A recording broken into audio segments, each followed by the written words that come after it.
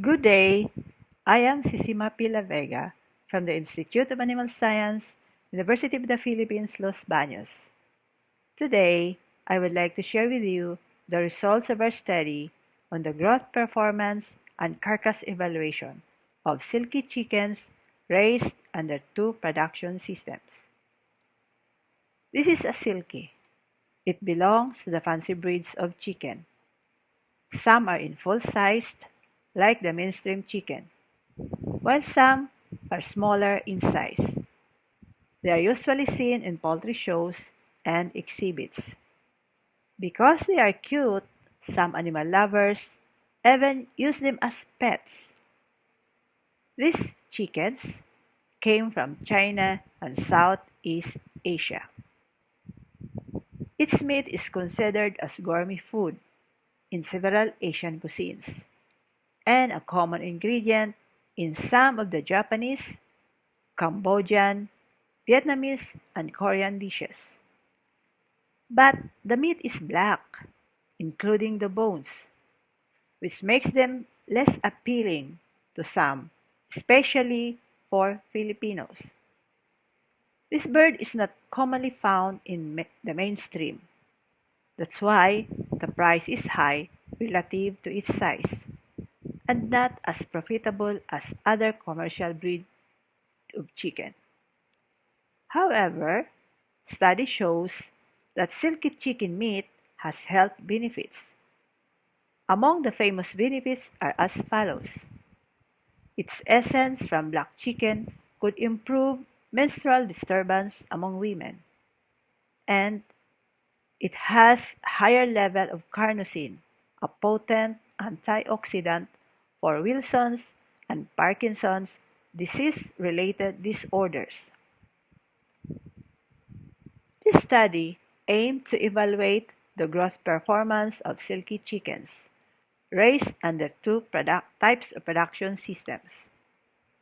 It tried to know the type of production system applicable for this particular breed of chicken and to evaluate the carcass characteristics of this chicken breed. We used 72 heads of white feathered silky chicks of 4 to 6 weeks old. They were individually weighed and randomly distributed to 12 pens, assigned to two treatments, complete confinement and semi-range systems, following the complete randomized design or CRD. Each pen served as replicate with 6 birds each. This is a sample of a complete confinement system with cocoa coir dust used as bedding materials.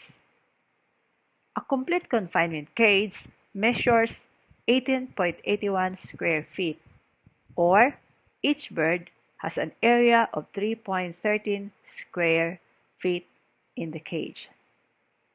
A semi-range production system, on the other hand, consists of a similar enclosed system with an additional area that is unroofed and with forage components.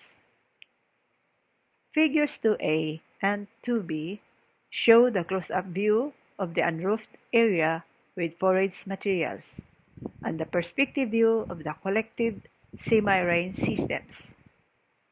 Figure 2B was taken a month after. That's why the vegetation was already consumed. The chicks were fed with commercial gruel ration in ad libitum system. Daily cleaning of water containers and provision of fresh, clean water was done. The amount of feed offered was weighed regularly, and feed refusal was accounted and recorded during weight monitoring. Feed efficiency, on the other hand, was computed by dividing the feed consumed by the weight gain. Mortality per replication per treatment was recorded to determine the livability of the flock. Birds were weighed monthly until they showed signs of sexual maturity. average gain in weight was then computed monthly. At the end of the growth period, two birds, male and a female, per replicate, were slaughtered for the carcass evaluation. All data collected were subjected to t-test to determine differences between treatments. Results show that Silky chickens grown in complete confinement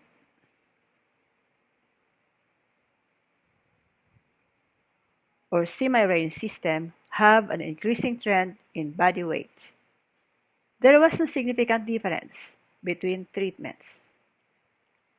However, as expected, the growth pattern of the chickens in both production systems followed the S-curve, wherein the average weight gain was high during the first month and during the second month, but decreases during the third month. Other than the expected nature of their growth, this average daily gain in weight can also be attributed to the environmental conditions that the birds experienced. Highest average daily gain in weight, or ADG, was noted on the second month, with the semi-range higher than the complete confinement.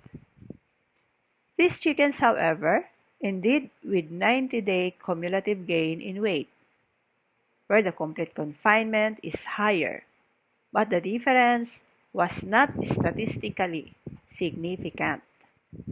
The same with the 90-day cumulative feed consumption and feed efficiency has also no significant differences observed between treatments at 0.05 p-value.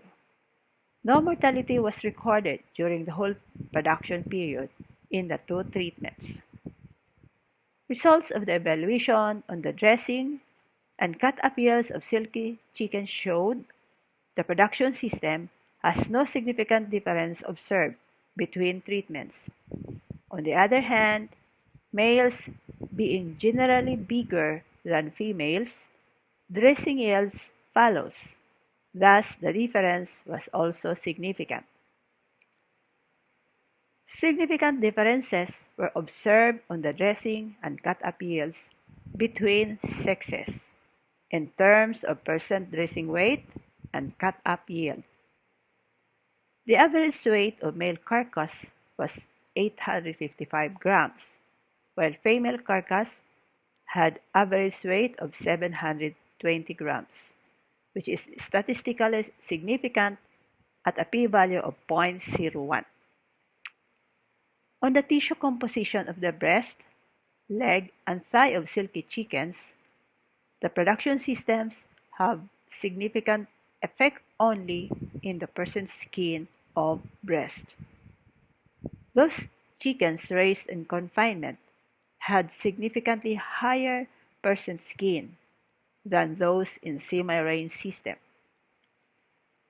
Similar trends were observed in other parts, but the differences were found not significant at a p-value of 0.05. This result can be attributed to the higher amount of subcutaneous fats included in the skin, particularly in the posterior breast area near the vent, or abdominal fats. This higher amount of subcutaneous fats of chickens in complete confinement are the energy stored for their lesser activity compared to those chicken in the semi-range. Silky chickens can be grown in both semi-range and complete confinement system of production. It has no significant effect on weight gain and on the dressing and cut-up yields. Production system has significant effect only in the meat characteristics, specifically in the tissue composition of the skin in the breast part. Significant differences were also observed on the dressed and cut-up yields between sexes. Further study can be conducted with a wider area for ranging to be able to clearly determine the effect between confinement and semi-range system of production. Another study on the consumer market can also be conducted to determine its potential as an alternative source of income for farmers. That ends my presentation. Thank you.